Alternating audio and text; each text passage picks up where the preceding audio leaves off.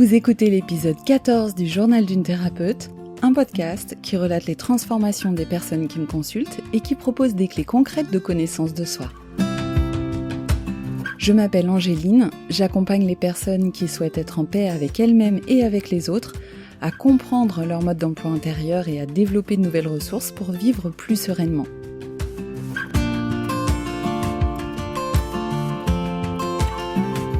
Aujourd'hui, on va s'intéresser aux relations et au fait de poser ses limites, et je vais vous parler de David. David vient me consulter parce qu'il rencontre une difficulté suite à la recomposition de la famille.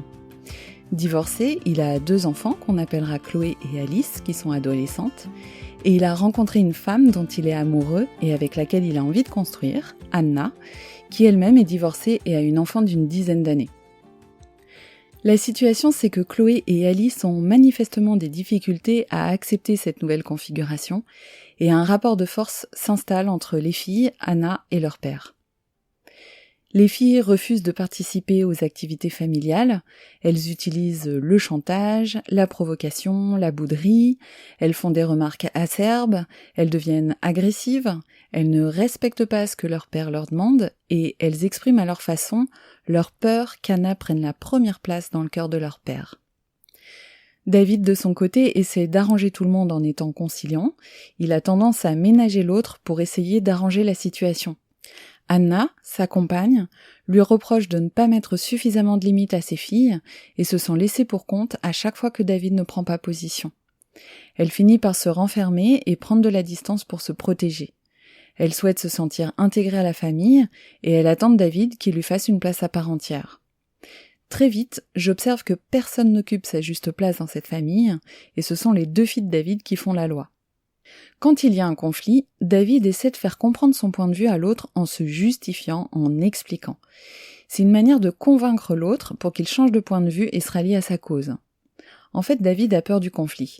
Il a peur que la relation avec ses filles se détériore s'il s'affirme.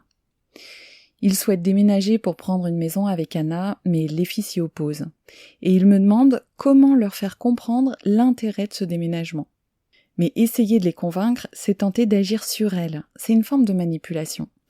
Et ça risque de nourrir le problème au lieu de l'apaiser. Plus il tentera d'agir sur elles, plus elles seront dans l'opposition, la rébellion, et plus le rapport de force s'intensifiera. Dans un premier temps, je propose à David de passer des moments privilégiés avec chacune de ses filles pour diminuer les tensions, resserrer les liens, et je l'invite à leur exprimer ce qu'il apprécie dans la relation avec elles. La stratégie ici, c'est de comprendre le besoin de chacun et d'y répondre. Les filles ont peur de perdre leur place privilégiée dans le cœur de leur père depuis qu'Anna est là, et il est donc important que David réponde à leurs besoins de présence, d'attention, d'affection, tout en écoutant son besoin à lui de partager des moments exclusifs avec sa compagne. David met en place cette proposition et ça fonctionne très bien car il voit vite une amélioration dans la qualité des échanges. Le fait de dire ce qu'il apprécie dans la relation avec chacune de ses filles, ça crée de la sécurité relationnelle. En plus, ça augmente l'intimité et la confiance. Les filles se sentent vues, reconnues et aimées par leur père, et chacune prend conscience que ce n'est pas en boudant ou en se rebellant qu'elles obtiendront ce qu'elles veulent. Le fait que leur père prenne en compte leurs besoins et y réponde agit comme un véritable baume réparateur. David leur exprime qu'Anna fait maintenant partie de sa vie, qu'il est heureux avec elle et qu'elles devront composer avec ça. Que ça ne change rien à l'amour qu'il a pour elle et qu'ils pourront continuer à partager des moments privilégiés ensemble. Seconde étape, je propose à David et à Anna de se mettre d'accord sur ce qui est acceptable et inacceptable dans les règles de vie. Ce sur quoi ils sont prêts à lâcher du lest, parce qu'au fond ça n'a pas vraiment d'importance, et ce à quoi ils tiennent en termes de valeurs éducatives. Je leur propose ça pour qu'ils soient tous les 2 au clair quand les 3 enfants sont ensemble, donc la fille d'Anna et les 2 filles de David, et pour que ça ne dérape pas en conflit sur des situations du quotidien du type « si une des filles ne mange pas au déjeuner, est-ce qu'on autorise les petits gâteaux en dehors des repas ou pas ?» Troisième étape, je suggère d'organiser une fois tous les 15 jours un conseil de famille où chacun aura la parole et pourra exprimer ce qu'il souhaite et ce qu'il dérange, de façon à ce que chacun ait sa place et qu'ensemble, ils puissent trouver une organisation pour la vie quotidienne. Qui sort les poubelles, qui vide le lave-vaisselle, etc. Et donc, ils mettent en place un calendrier des tâches, chacun choisit ce qu'il préfère accomplir et s'engage à s'y tenir.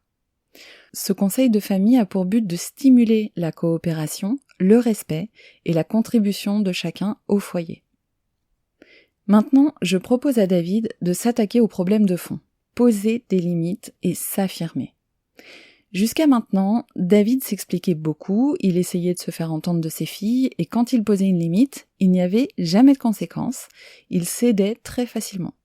Donc évidemment, il ne s'attirait pas le respect de ses filles, qui avaient très bien compris qu'elles pouvaient faire ce qu'elles voulaient. Son positionnement encourageait les filles à devenir tyranniques parce qu'il pliait. Et clairement, elles étaient dominantes et lui dominé. Alors pourquoi donc David agissait-il ainsi ? La réponse est à chercher du côté des comportements adaptatifs appris dans l'enfance. Par le passé, David a eu le sentiment de vivre une enfance privilégiée, car il a été témoin de gens autour de lui qui vivaient des situations violentes. Et sans doute profondément choqué par ces situations de violence, l'enfant qu'il était s'est dit qu'il n'avait pas le droit de se plaindre au regard de la situation de ces autres personnes, et il a mis un couvercle sur ses malaises. En comparant son expérience à celle des autres, il a culpabilisé de vivre une enfance plus tranquille, et il s'est promis qu'en cas de tension ou de conflit, il ferait tout pour arranger les choses. Pour étouffer sa culpabilité, il s'est donc rendu responsable du maintien de la paix relationnelle.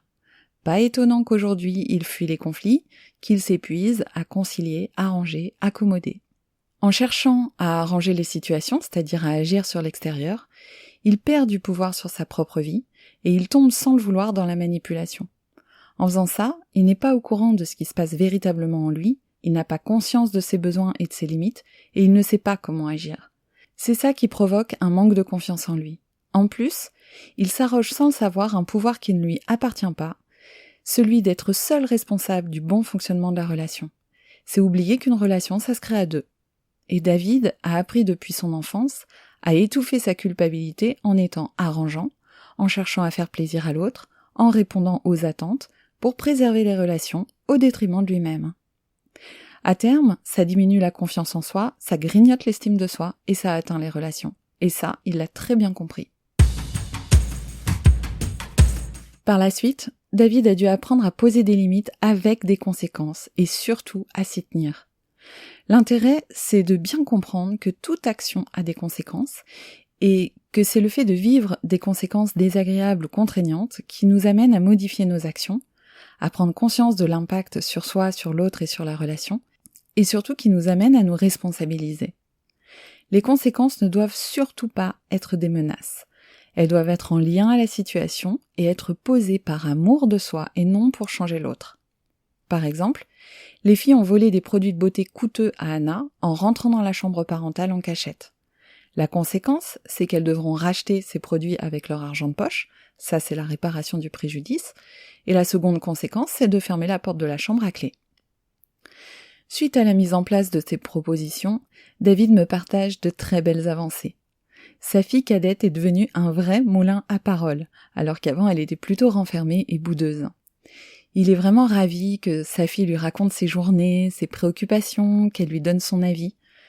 Il la voit grandir, il voit qu'elle construit son identité et lui, il est à son écoute et le lien de confiance entre eux est restauré. Il se sent aussi beaucoup mieux dans sa peau, il trouve tellement plus simple de donner des règles avec des conséquences si les règles ne sont pas respectées, plutôt que de se perdre en justification. Et David a de très belles qualités d'écoute, d'empathie, c'est un homme doux et sensible, qui aime faire plaisir et c'est un excellent médiateur de par ses qualités. Et il va d'ailleurs exercer avec brio cette compétence de médiateur un peu plus tard.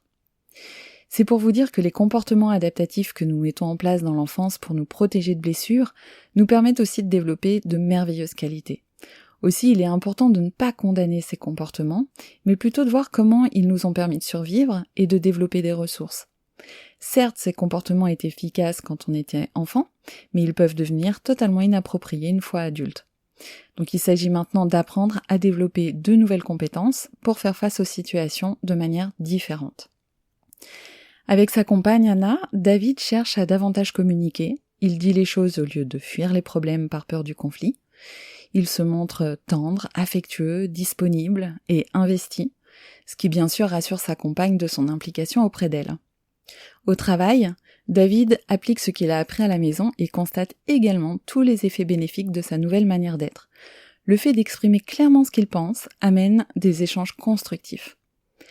Avant, il ressentait une charge mentale importante au travail et il avait tendance à en faire trop pour être reconnu et valorisé. Aujourd'hui, il fixe ses priorités dans le respect de lui-même, tout en restant professionnel, et son rythme de travail a changé.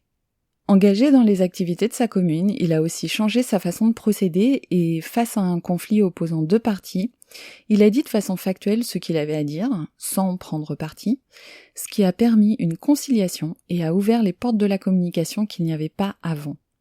C'est vous dire comme ses qualités naturelles de médiateur servent l'intérêt général et ruissellent sur les autres. Avec les filles, les relations se sont apaisées. David a gagné confiance en lui et surtout, il est fier de lui. Il m'a même partagé qu'il se sentait revivre. En étant plus à l'écoute de lui-même, il a pris des décisions. Il a arrêté le conseil municipal, il a arrêté le foot le dimanche pour prendre plus de temps pour lui, il s'est remis à la course à pied et il a décidé de vendre sa maison. Sa fille aînée va vivre dans un petit appartement pour pouvoir faire ses études et David compte louer un habitat jusqu'à ce que la cadette parte du foyer. Cette situation sera donc transitoire.